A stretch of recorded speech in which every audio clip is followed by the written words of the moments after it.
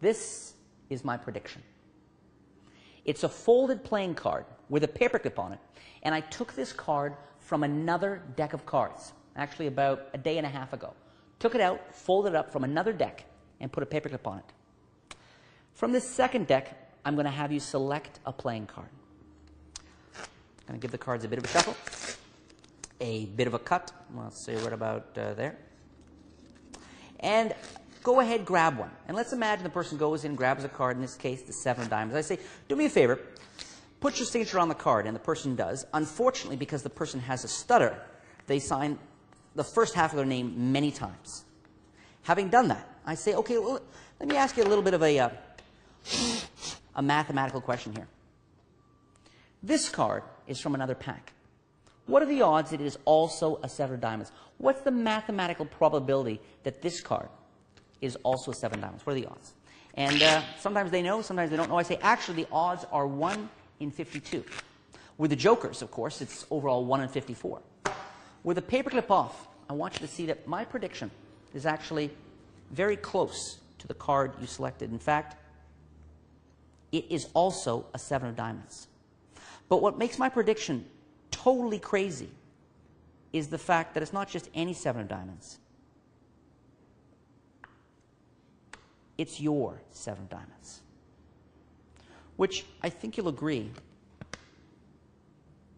makes no sense at all. Paperclipped begins as a very straightforward mental effect, a classic prediction. But it ends as a mind-bending magic effect. And yet the performer has still fulfilled the premise of his original prediction, sort of.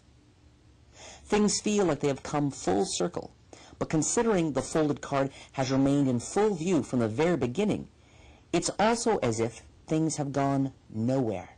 Nothing has changed. Instead, things have only been revealed. So, the underlying sense of the experience being circular is not shattered, but deepened. From the start, the performer undeniably establishes that the selection and the prediction are 2 separate things. But at the end of the effect, that space-time distinction collapses. And yet, it all still feels like it makes sense. It's a paradox as lean and as sharp as a razor.